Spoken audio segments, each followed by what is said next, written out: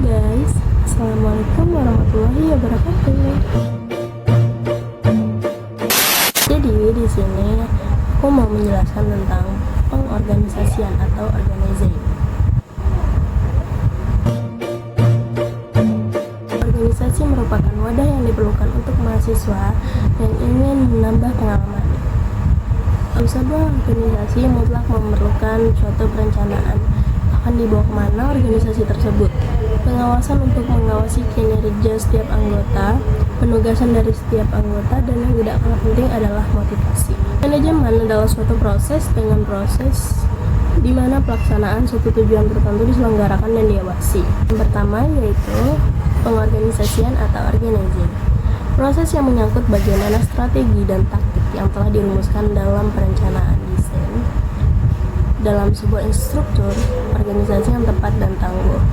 Sistem dan lingkungan organisasi yang kondusif dan dapat memastikan bahwa semua pihak dalam organisasi dapat bekerja secara efektif dan efisien guna pencapaian tujuan organisasi. Mengalokasikan sumber daya dan sarana prasarana dalam merumuskan dan menetapkan tugas dan menetapkan prosedur yang diperlukan. Yang kedua, adanya struktur organisasi yang menunjukkan adanya garis kewenangan dan tanggung jawab. Setiap pekerja akan bergerak dan bertindak sesuai dengan job description dan kewenangannya dan memiliki tanggung jawab serta bertanggung jawab atas segala aktivitas dan pekerjaan yang telah dilaksanakan. Yang ketiga, kegiatan pelatihan dan pengembangan sumber daya manusia atau tenaga kerja.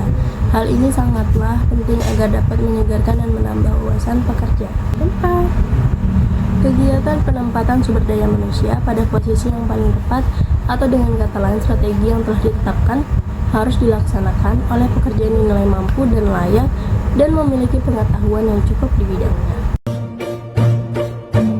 Perbedaan organisasi dan manajemen.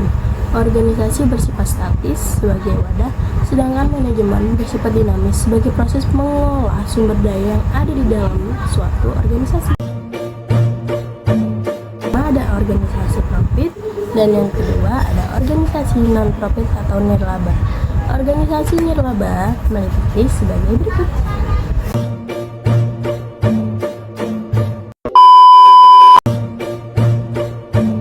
Yang pertama, ada struktur organisasi ini. Di sini aku akan menjelaskan secara singkat. Struktur organisasi ini diciptakan oleh Henry Fayol, yaitu suatu bentuk organisasi yang menghubungkan langsung secara vertikal antara atasan dengan bawahan, sejak dari pimpinan tertinggi sampai dengan jabatan-jabatan yang terendah, antara eselon 1 dengan eselon yang lain, masing-masing dihubungkan dengan garis wewenang atau komando.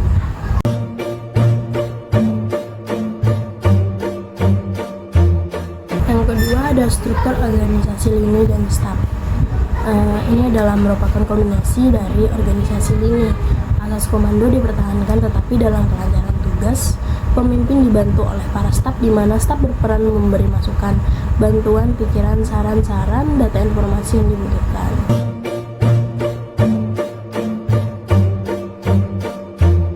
Ketiga, ada organisasi fungsional diciptakan oleh Frederick W. Taylor. Organisasi ini disusun berdasarkan sifat dan macam pekerjaan yang harus dilakukan. Masalah pembagian kerja merupakan masalah yang menjadi perhatian yang sungguh-sungguh.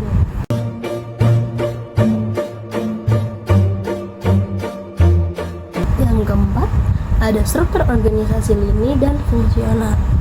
Suatu bentuk organisasi di mana wewenang dari pimpinan tertinggi dilimpahkan kepada kepala unit di bawahnya dalam bidang pekerjaan tertentu, dan selanjutnya pimpinan tertinggi tadi masih melimpahkan wewenang kepada pejabat fungsional yang melaksanakan bidang pekerjaan operasional, dan hasil tugasnya diserahkan kepada kepala unit terdahulu tanpa memandang eselon atau tingkatan.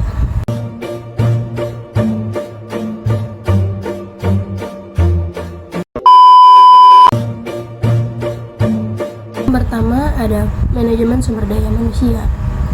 Manajemen SDM adalah penerapan manajemen berdasarkan fungsinya untuk memperoleh sumber daya manusia yang terbaik bagi bisnis yang kita jalankan, dan bagaimana sumber daya manusia yang terbaik tersebut dapat dipelihara dan tetap bekerja sama kita dengan kualitas pekerjaan yang senantiasa konstan ataupun bertambah. Yang kedua, ada manajemen pemasaran. Manajemen pemasaran adalah kegiatan manajemen berdasarkan fungsinya yang pada intinya berusaha untuk mengidentifikasi apa sesungguhnya yang dibutuhkan oleh konsumen, dana, bagaimana cara pemenuhannya dapat diwujudkan.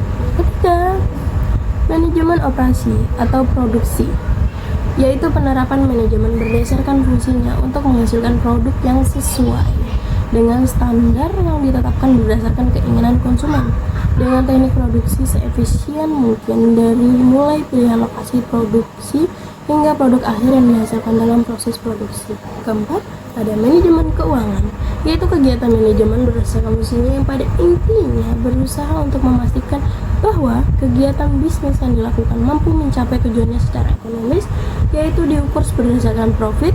Tugas manajemen keuangan diantaranya merencanakan dari mana pembiayaan bisnis diperoleh dan dengan cara bagaimana modal yang telah diperoleh dialokasikan secara tepat dalam kegiatan bisnis yang sedang dijalankan. Yang kelima, ada manajemen informasi, yaitu kegiatan manajemen berdasarkan fungsinya yang pada intinya berusaha memastikan bahwa bisnis yang dijalankan tetap mampu untuk bertahan dalam jangka panjang.